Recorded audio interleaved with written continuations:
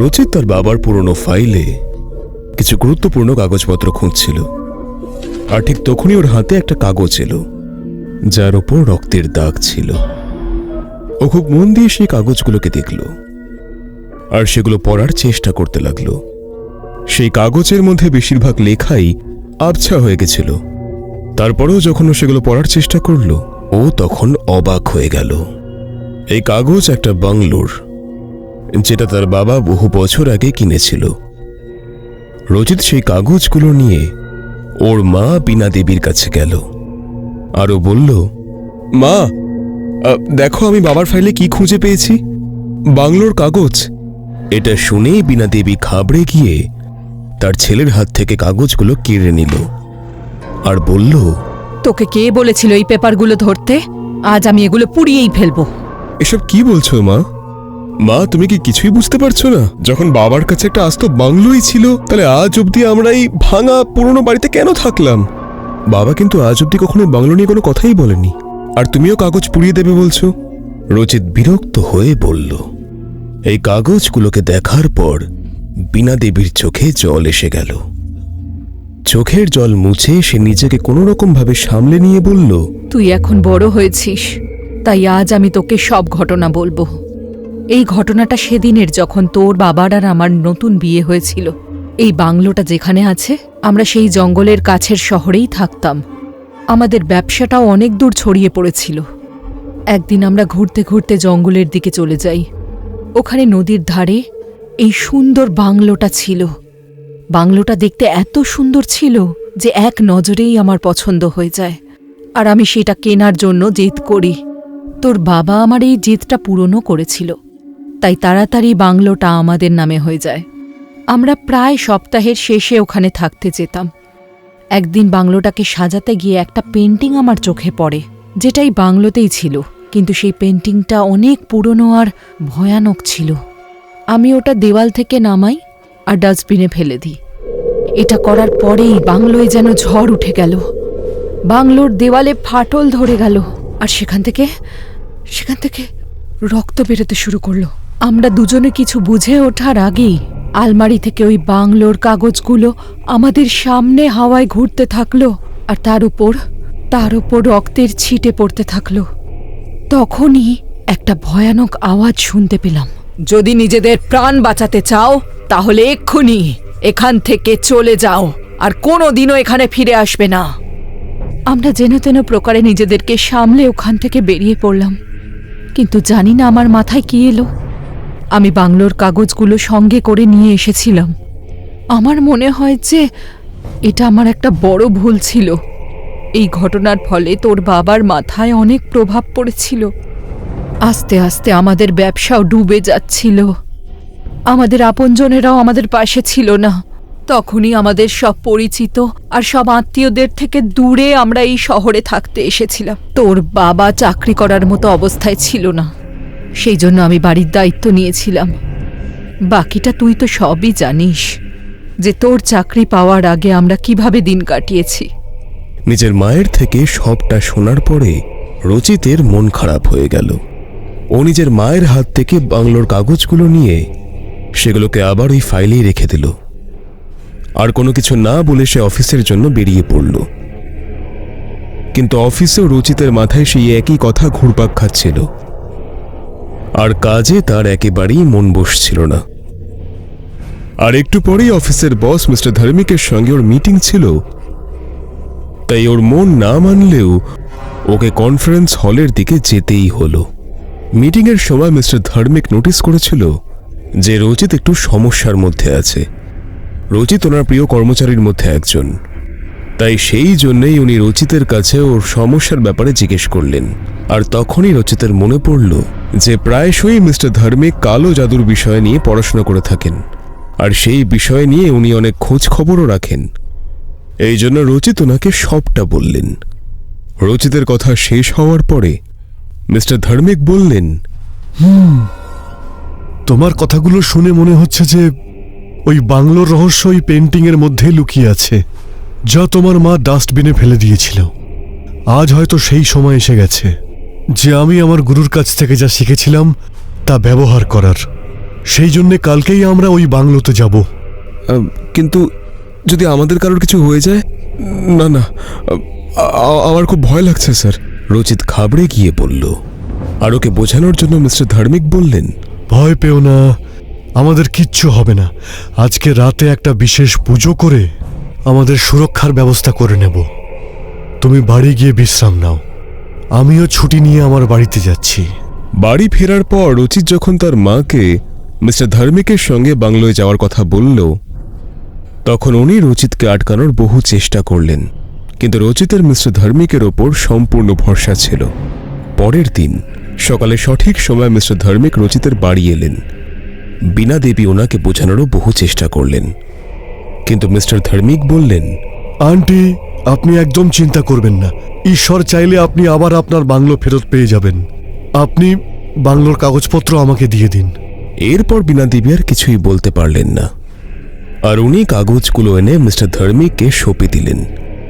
Mister ধার্মিক সে কাগজগুলোকে সাবধানে নিজের ব্যাগে রাখার পরে রচিতের গলায় মন্ত্রপুত একটি মাদুলি পরিয়ে দিলেন, আর ঠিক ওরকমই মাদুলি ওনার গলাতেও ছিল। যাই হয়ে যাক না কেন রচিত, এই মাদুলি তুমি গলা থেকে খুলবে না। এটা আগামী 48 ঘন্টা অশুভ শক্তির হাত থেকে আমাদের বাঁচাবে, আর আমাদের ঘুমও আসতে দেবে না। মিস্টার ধার্মিকের কথায় রচিত সম্মতি দিল। এবার অনেকটা লম্বা যাত্রার পরে মিস্টার ধার্মিক আর রচিতের গাড়ি সেই বাংলোর সামনে এসে পৌঁছল। এই বাংলো পুরোপুরি ভেঙে জীর্ণ হয়ে গিয়েছিল। ওরা দুজন যখনই বাংলোয় প্রবেশ করার জন্য দরজা খুলল, ওখানে খুব জোরে বাতাস বইতে শুরু করলো, কিন্তু তারপরে ওরা দুজন ভয় পেল না, আর খুব সাহসের সঙ্গে তারা পরস্পরের হাত ধরে বাংলোয় প্রবেশ করল। বাংলোর ভেতরে নিকষ অন্ধকার ছিল, কিন্তু মিস্টার ধার্মিক পুরো প্রস্তুতির সঙ্গে এসেছিলেন। উনি ঠিক তখনই ব্যাগের থেকে দেশলাই বের করে মোমবাতি জ্বালিয়ে দিলেন। এই মোমবাতির থেকে একটা অদ্ভুত রকমের সুগন্ধ ছড়াচ্ছিল। এরপরে ওরা কিছু ভাবার আগে বাংলোর মধ্যে থেকে একটা অদ্ভুত হাসির শব্দ পাওয়া গেল। এই হাসি থামতেই সেখানে একটা নতুন আওয়াজের গুঞ্জন শুরু হলো। তোমাদের দুজনের কি মনে হয় এই মোমবাতির সাহায্যে আমাদের এখান থেকে বের করে দেবে? এটা অসম্ভব, অসম্ভব। দুটো মোমবাতি নিভিয়ে দাও আর এখান থেকে চলে যাও। এটা শুনে রচিত আর মিস্টার ধার্মিক ঘাবড়ে গেল। রচিত কিছু বলতে চাইছিল, কিন্তু মিস্টার ধার্মিক ওকে চুপ করতে বলে পেন্টিং খোঁজার ইশারা করল। ওরা দুজনেই ওদের হাতে মোমবাতি নিয়ে নিজেদের কাজ শুরু করে দিল। গলায় মাদুলি আর মোমবাতি থাকার কারণে বাংলোর কোনো কালো শক্তি ওদের কিচ্ছু করতে পারল না, কিন্তু ওরা ওদেরকে ভয় দেখানোর সম্পূর্ণ চেষ্টা করে যাচ্ছিল। ভেতরে ভেতরে ভয় পাওয়া সত্ত্বেও ওরা ওদের কাজ করে চলেছিল। সময় বয়ে চলেছিল, কিন্তু ওদের খোঁজা এখনো শেষ হয়নি। 24 ঘন্টা পার হয়ে গিয়েছিল। ওদের মাদুলির শক্তি শেষ হতেও আর 24 ঘন্টাই বাকি ছিল। আমার মনে হচ্ছে আমরা হয়তো সফল হতে পারবো না। রচিত খুব আস্তে মিস্টার ধার্মিককে এই কথা বলল, আর রেগে গিয়ে নিজের পা দিয়ে মেঝেতে একটা জোর লাথি মারল। আর এমনটা করতেই ওর পা মেঝে ভেঙে ভেতরে ঢুকে গেল। এটা দেখে মিস্টার ধার্মিক রচিতের পা ওই মাটি থেকে বের করার জন্য যখন ঝুঁকলেন, তখন মাটিতে লুকোনো সেই পেন্টিংয়ের উপর তার নজর পড়ল। রচিত আর মিস্টার ধার্মিক দুজনে মিলে সেই পেন্টিংটাকে ওখান থেকে কোনো রকমে বের করে নিল, কিন্তু এর পরে ওরা দুজনেই খুব ক্লান্ত হয়ে গিয়েছিল। তাই কিছুক্ষণের জন্য ওরা ওখানেই বসে পড়ল আর সেই পেন্টিংটাকে দেখতে শুরু করল।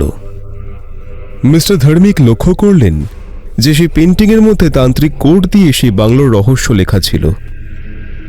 উনি নিজের চোখ বন্ধ করে নিজের গুরুকে স্মরণ করলেন, যার থেকে উনি তন্ত্রবিদ্যা শিখেছিলেন। আর এরপর উনি সেই কোডগুলো ভাঙতে শুরু করলেন।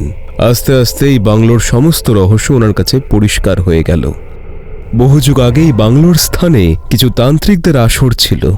ওরা ওদের তন্ত্রবিদ্যার সাহায্যে এই পুরো সমাজকে নিজের গোলাম বানিয়ে তার উপর রাজত্ব করতে শুরু করেছিলেন।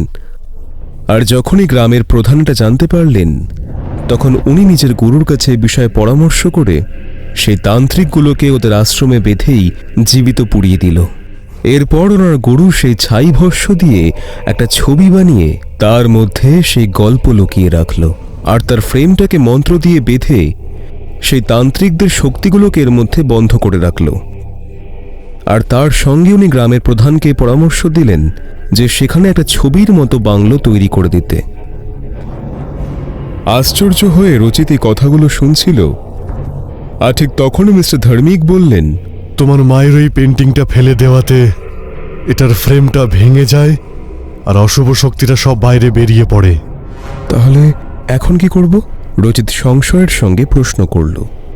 আর মিস্টার ধার্মিক অনেকক্ষণ ধরে ছবির দিকে তাকিয়ে বললেন, আমাদের এই ফ্রেমটাকে আবার বানাতে হবে, কিন্তু তার জন্য ওই গাছেরই কাঠ প্রয়োজন যেটা দিয়ে আগে বানানো হয়। ওই গাছটা এই জঙ্গলেই আছে, কিন্তু কোথায় সেটা আমিও জানি না। তুমি তাড়াতাড়ি যাও আর গাছটা খোঁজার চেষ্টা করো, ততক্ষণ আমি পুজোর ব্যবস্থা করছি। আর শোনো, সাবধানে যেও, ওই অশুভ শক্তিরা তোমাকে ভয় দেখানোর চেষ্টা করবে, কিন্তু এখনো আমাদের লকেটে 18 ঘন্টার শক্তি বাকি রয়েছে, তাই ভয় পেও না।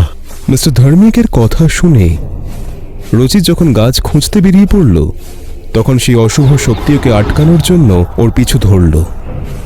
কখনো তারা রচিতের সামনে একটা গর্তের মায়া তৈরি করত, অথবা কখনো তার উপর হাড় আর রক্তের বর্ষণ করত, অথবা কখনো ওকে ভয়ানক কণ্ঠস্বরে ফিরে যাওয়ার হুমকি দিত। চলে যাও। কিন্তু রচিত মিস্টার ধার্মিকের কথা মনে করে চুপচাপ এগোতে থাকল। ও প্রায় গোটা জঙ্গল খুঁজে নিল, কিন্তু ও সেই গাছটা খুঁজে পেল না। 6 ঘন্টা পার হয়ে গিয়েছিল, আর এবার রচিত ক্রমশ হতাশ হয়ে পড়ল। ও মনে মনে তার ঈশ্বরকে স্মরণ করতে লাগল, আর ও মনে সাহস জুগিয়ে আবার এগোতে শুরু করল। হঠাৎ ওর নজর একটা ছোট মন্দিরের উপর পড়ল, যা গাছের ডালপালা দিয়ে ঢাকা পড়ে গিয়েছিল। সাহায্যের আশায় সে ওদিকে এগোতে শুরু করল, আর যখনই সে মন্দিরে প্রবেশ করল, তখনই ও একটা কণ্ঠস্বর শুনল। এসো, আমি তোমারই অপেক্ষায় ছিলাম। রচিত সেই কণ্ঠস্বর শুনে অবাক হয়ে মন্দিরের ভেতরে প্রবেশ করল, আর দেখল যে সেখানে একটা অতিবৃদ্ধ সাধু ধ্যানে লীন হয়ে রয়েছেন। রচিত যখন ওনাকে প্রণাম করল, তখন উনি ওনার চোখ খুললেন আর ওকে আশীর্বাদ করে বললেন, আমি বহুদিন ধরে এই দিনেরই অপেক্ষা করছিলাম, যেদিন তুমি এখানে আসবে। এসো, আমার সঙ্গে এসো। রচিত মন্ত্রমুগ্ধ হয়ে ওনার সঙ্গে চলতে শুরু করল। উনি রচিতকে একটা গাছের দিকে ইশারা করলেন, আর ওনার থলে থেকে একটা কুড়ুল বের করে রচিতের হাতে দিলেন। রচিত যখন গাছ থেকে একটা ডাল কাটল, ঠিক তখনই সেই গাছটা ওখান থেকে উধাও হয়ে গেল, যেন সেখানে কোনো গাছই ছিল না। সাধু বাবা রচিতকে একটা মন্ত্র দেওয়ার পরে বললেন, এই মন্ত্রের জপ করো, তাড়াতাড়ি এ তোমাকে বাংলোর কাছে পৌঁছে দেবে। যাও, তাড়াতাড়ি যাও, সময় খুব কম। আর রচিত আবার ওনাকে একবার প্রণাম করল, আর চোখ বন্ধ করে ওনার দেওয়া মন্ত্র জপ করতে লাগল, যার সাহায্যে ও মুহূর্তের মধ্যে সেই বাংলোয় পৌঁছে গেল। মিস্টার ধর্মিত এবার রচিতের হাত থেকে সেই কাঠটা নিয়ে ফ্রেম বানাতে শুরু করলেন। ফ্রেম যত তৈরি হতে লাগলো, বাংলোতে উপস্থিত সেই অশুভ শক্তিরা আরো জোরে চিৎকার করতে লাগলো।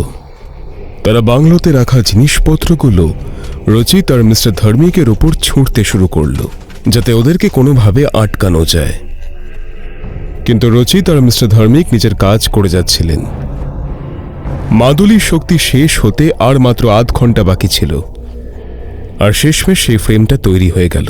মিস্টার ধার্মিক সেই ছবিটাকে পুরনো ফ্রেম থেকে বের করে তার তৈরি করা নতুন ফ্রেমের মধ্যে দিয়ে দিলেন, আর সেটাকে নিজের সাজানো পুজোস্থলে রেখে উনি যজ্ঞের আগুন প্রজ্বলিত করলেন, আর একটা মন্ত্র পড়তে শুরু করলেন। যত ওনার মন্ত্র আর আহুতির গতি বাড়তে শুরু করল, এক এক করে কালো ধুয়োর রূপে সেই অশুভ শক্তিগুলো সেই পেন্টিংয়ের মধ্যে প্রবেশ করতে শুরু করল। আগামী কিছুক্ষণের মধ্যে সেখানে একটা শান্তি ছড়িয়ে পড়ল। এটা দেখে রচিত খুশি হয়ে আবেগে তার বস মিস্টার ধার্মিককে জড়িয়ে ধরল। তখনই রচিতকে দূরে সরিয়ে মিস্টার ধার্মিক বললেন, এখনো একটা কাজ বাকি আছে। তাই এখনই এত উত্তেজিত হয়েও না। আর কি কাজ বাকি আছে স্যার? তোমার বলি,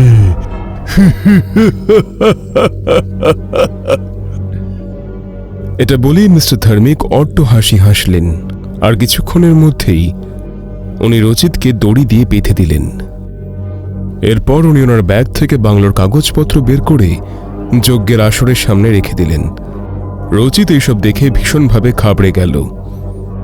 ও দেখল মিস্টার ধার্মিকের চোখ রক্তের মতো লাল হয়ে গেছে, আর ওনার মুখটা খুবই ভয়ানক দেখাচ্ছে। রচিত কিছুই বুঝতে পারছিল না যে ও এখন কি করবে। আর তখনই মিস্টার ধার্মিক বললেন, চলো তোমাকে বলি দেওয়ার আগে তোমার মনের প্রশ্নগুলোর উত্তর দিয়ে দিই। আমি ওই তান্ত্রিকদের প্রধান ছিলাম যারা এইখানকার একটা আশ্রমে পুড়ে মারা গিয়েছিল। এরা সবাই আমাকে ঘৃণা করত আর আমার শক্তি কেড়ে নিতে চেয়েছিল। সেই জন্যে আমি আমার সমস্ত শক্তি এই মাটিতেই পুঁতে দিয়েছিলাম। যেদিন এখানে আগুন লাগানো হয় সেদিন আমি এখান থেকে বাইরে ছিলাম, তাই ঘটনাচক্রে আমি বেঁচে যাই।